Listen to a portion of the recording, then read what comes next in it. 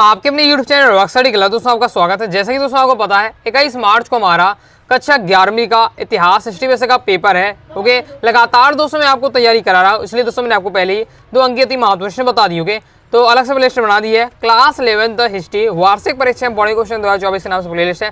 Playlist में जाकर क्रम से वीडियो देखकर आप तैयारी करते जाइए। ओके, आज की इस वीडियो में हम क्या है 2 अंक के महत्वपूर्ण प्रश्न ही देखेंगे। आपका ये पार्ट 2 है। ओके, तो देख लेते हैं 2 अंक की अति महत्वपूर्ण प्रश्न। ये आपका पार्ट 2 है, इससे पहले पार्ट 1 आ चुका है। ओके, क्रम से वीडियो देखना चाहते हैं, प्लेलिस्ट बना दी है, तो प्लेलिस्ट में जाकर जरूर देख लीजिएगा। ओके, तो मित्र वही है जो भीड़ में हमें खोने ना दे और लक्ष्य वही है जो हमें रात में सोने ना दे। ओके दोस्तों, 2 अंक की महत्वपूर्ण में पहला क्वेश्चन है हमारा, मंगोल कबीलों का जीवन कैसा था। ओके, तो मंगोल जो लोग कबीले थे उनके जीवन कैसा था, तो मंगोल कबीलों का जीवन क्या घुमक्कड़ था, मतलब घुमक्कड़ घूमते रहते थे। इन्होंने कृषि व्यवस्था को नहीं अपनाया था। इसी कारण शीत ऋतु में उनके द्वारा एकत्र खाद्य सामग्री शीघ्र समाप्त हो जाती थी, फलतः इन्हें इधर उधर भटकना पड़ता था। मतलब ये क्या करते थे, ये कृषि नहीं करते थे। जो मंगोल कबीले थे ये कृषि नहीं करते थे, जिससे ने क्या है ठंडियों के दिनों में क्या है इनकी जो सामग्री है वो खत्म हो जाती थी, फिर उसके लिए उन्हें क्या इधर उधर भटकना पड़ता था। नेक्स्ट हमारा क्वेश्चन है, 4 उलूस का गठन कैसे हुआ। तो उलूस का से आशय है साम्राज्य सीमा। चंगेज खान ने नई शासन व्यवस्था में विजयी क्षेत्रों पर शासन करने का उत्तरदायित्व अपने 4 पुत्रों का सौंप दिया। उसका शासन क्षेत्र 4 भागों में बांट दिया। इस प्रकार 4 उलूस का गठन हुआ। ओके, मतलब उसने क्या किया, किसने, आपका चंगेज खान है। चंगेज खान ने अपने 4 पुत्रों को क्या है चार अलग अलग क्षेत्र दे दिए। ओके, 4 सीमा में बांट दिया अपने राज्य को। ओके, और इन्हीं के क्या है 4 उलूस कहा जाता है। ओके, नेक्स्ट दोस्तों हमारा क्वेश्चन है, फीब और टेलीकर में क्या अंतर था, तो पूछा जा रहा है। ओके, बहुत ज़्यादा इंपॉर्टेंट है, प्रीवियस ईयर ये क्वेश्चन आ चुका है, तो देख लेते हैं फीब और टेलीकर में क्या अंतर है। फीब लॉर्ड द्वारा नाइट्स को दिया गया भूमि का एक भाग था जिसकी उसे रक्षा करनी होती थी, जबकि टेली एक प्रत्यक्ष कर था जो इंग्लैंड का राजा समय समय पर क्रिस्को पर लगाता था। तो ये आपका दिया हुआ फीब और टेली, अच्छे से याद रख लीजिएगा। और ये आपसे क्या है आपको क्या है ये एक वाक्य में पूछा जाता है कि फीब क्या है, फीब कर क्या है, टेली कर क्या है, तो एक वाक्य में भी आप बता सकते हो। नेक्स्ट हमारा क्वेश्चन है, सामंतवादी व्यवस्था में सर्प कौन थे। तो सामंतवादी व्यवस्था में दासों को सर्प कहा जाता था। अन्य शब्दों में इन्हें दास किसान भी कहा जाता था। इनके पास अपनी भूमि नहीं होती थी। इन्हें सामंतों की भूमि पर काम करना होता था। इनकी स्थिति क्या है दयनीय थी। चलिए दोस्तों आगे देख लेते हैं। आगे दोस्तों हमारा नेक्स्ट क्वेश्चन है, गैलीलियो गैलीली कौन थे। तो गैलीलियो गैलीली एक प्रसिद्ध दार्शनिक थे जिन्होंने दूरबीन का आविष्कार किया था। नेक्स्ट दोस्तों हमारा क्वेश्चन है, पुनर्जागरण कालीन किन्हीं 5 आविष्कारों को एवं उनके वैज्ञानिकों के नाम लिखिए। तो देख लेते हैं, पुनर्जागरण कालीन आविष्कार एवं उनके वैज्ञानिकों के नाम निम्न प्रकार है। पहला है छापे खाने का आविष्कार गुटेनबर्ग जर्मन। ओके, फिर दूसरा है कुतुब मिनीर का आविष्कार कार्पो पोलो।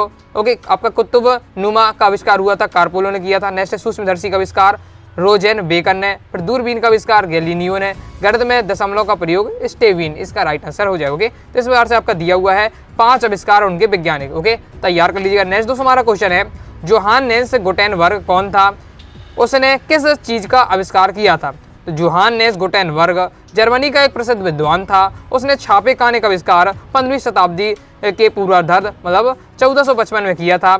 उसने अपने छापे खाने में बाइबल की 150 प्रतियाँ छापी थी। तो ये आपका दिया हुआ, अच्छे से तैयार कर लीजिएगा। ओके, इन क्वेश्चन से आपका यही फायदा होगा कि आपके वस्तुनिष्ठ भी आपके कंप्लीट होते जा रहे हैं एक प्रकार से। ओके, क्योंकि वस्तुनिष्ठ में इसी प्रकार से आता है कि छापे खाने का आविष्कार किसने किया, तो आपको पता ही होगा। ओके, इस प्रकार से आपको याद करते जाइएगा। नेक्स्ट है, नेटिव का क्या अर्थ है। ओके, तो नेटिव या मूल वंशिता का अर्थ है ऐसा व्यक्ति जो अपने मौजूदा इस निवास स्थान में ही पैदा हुआ है। 20वीं शताब्दी के आरंभिक वर्षों में यह पद यूरोपीय लोगों द्वारा अपने उपनिवेशों के मूल निवासियों के लिए प्रयुक्त किया जाता था। दोस्तों टेलीग्राम चैनल को ज्वाइन जरूर कर लीजिएगा। ज्वाइन करने के लिए दोस्तों डिस्क्रिप्शन में मैंने टेलीग्राम चैनल की लिंक दे दी है, क्लिक करके आप ज्वाइन हो जाइएगा। या फिर दोस्तों आप क्या है टेलीग्राम ऐप पर जाइएगा और सर्च करिएगा अनुराग स्टडी क्लासेस। सबसे पहले आपको अपना चैनल मिल जाएगा। 90,000 से ज्यादा स्टूडेंट जुड़े हुए हैं, यहाँ जरूर ज्वाइन हो जाएगा। फायदा ये रहेगा कि आपको वीडियो नोटिफिकेशन तुरंत ही मिल जाएगी। इंपॉर्टेंट दोस्तों आपको क्या है PDF वगैरह आपको तुरंत ही यहाँ मिल जाती है, साथ ही इंपॉर्टेंट इन्फॉर्मेशन। ओके, तो ज्वाइन करके जरूर कीजिएगा। नेक्स्ट दोस्तों हमारा क्वेश्चन है, अमेरिका के इतिहास में आंसुओं की राय का संबंध किस घटना से है।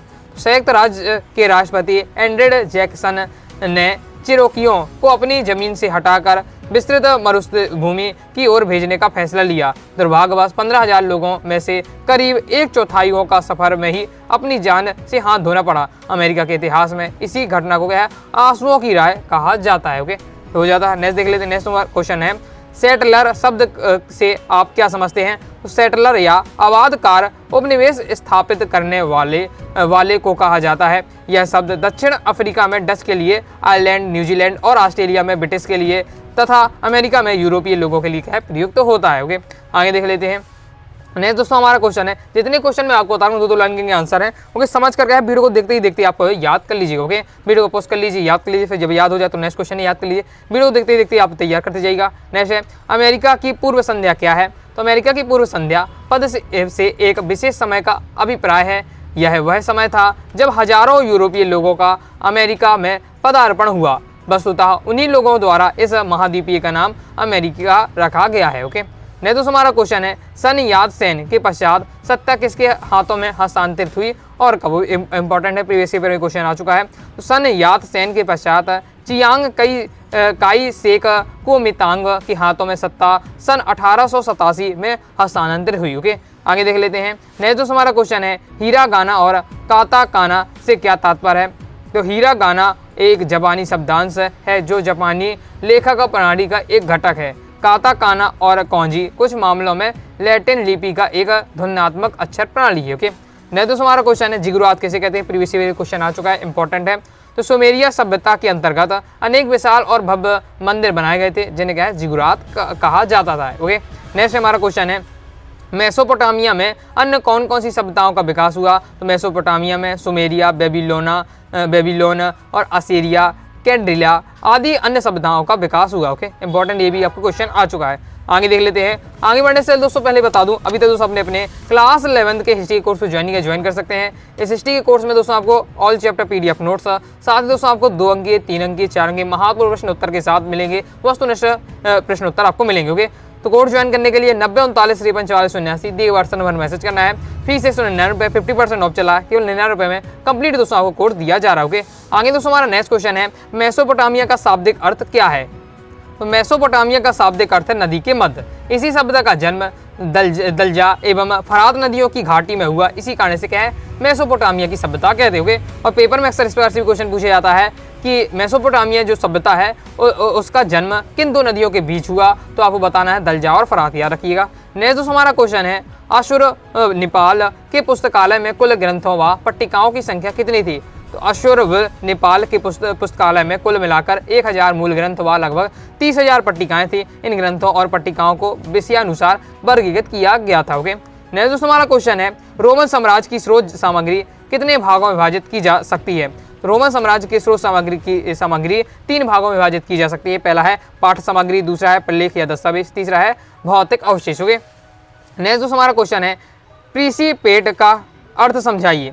तो रोम के प्रथम साम्राज्य अगस्टस ने 27 ईसा पूर्व में जो राज्य स्थापित किया था उसे प्रिंसिपेट कहा जाता था। अगस्टस एक छत्र शासक और सत्ता का वास्तविक स्रोत था, तथापि इस कल्पना को जीवित रखा गया कि वह केवल एक प्रमुख नागरिक अर्थात प्रिंसेप्स था। ओके, इस प्रकार से ये क्वेश्चन अक्सर पूछा जाता है कि जो अगस्टस था साम्राज्य रोम का, ओके, वो किस समय में था? तो 27 ईसा पूर्व था। ओके, नेक्स्ट देख लेते हैं। नेक्स्ट तो हमारा क्वेश्चन है, बर्बर या बारवेरियन शब्द से क्या आपका क्या आशय है?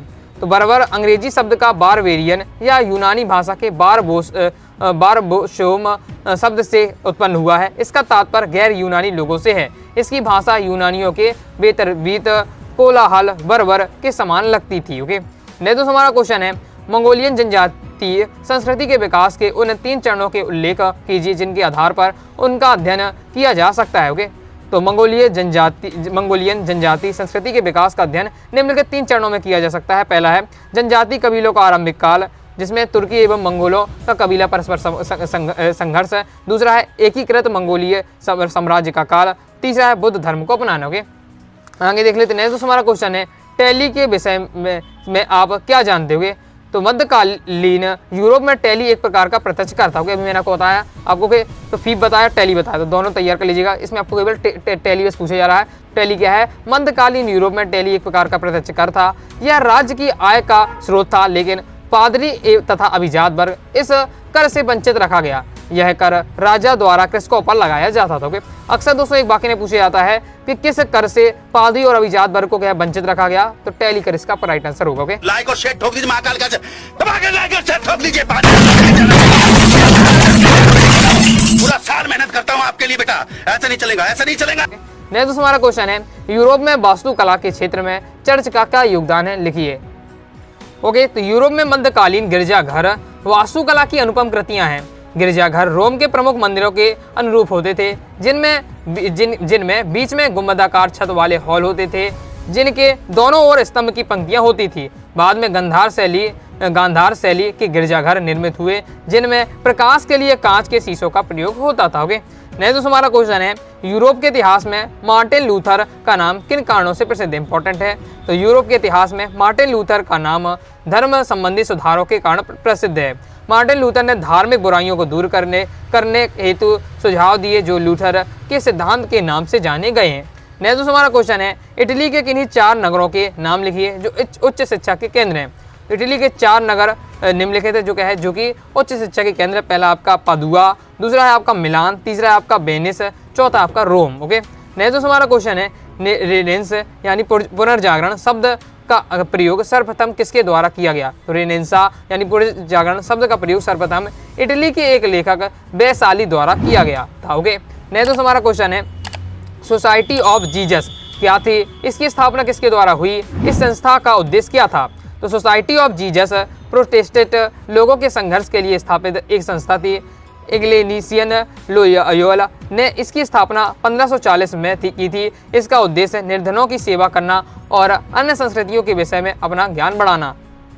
ओके, तो इस प्रकार से आपका बताया गया है। तो इस प्रकार से मैंने आपको टॉप 27 क्वेश्चन बताए 2 अंक की वाले। इससे पहले एक और पार्ट आ चुका है। ओके, और भी क्वेश्चन आते हैं रहते हैं तो मैं आपको कवर कर दूंगा। 2 लाइन के सभी के आंसर है, तो वीडियो देखते देखते आपको तैयार कर लेना चाहिए था। ओके, आई होप आपने तैयार कर लिए, नहीं की है तो एक बार दोबारा वीडियो देखकर समझ के तैयार कर लीजिए। तो आई होप दोस्तों आपको वीडियो पसंद आएगी। वीडियो लाइक करके चैनल सब्सक्राइब जरूर कीजिएगा। दोस्तों कोई डाउट आता है कमेंट बॉक्स आप जरूर पूछ लीजिएगा। टेलीग्राम चैनल ज्वाइन कर लीजिएगा, साथ ही इंस्टाग्राम फॉलो कर लीजिएगा। मिलते हैं दोस्तों नेक्स्ट वीडियो में, तब तक के लिए बाय बाय।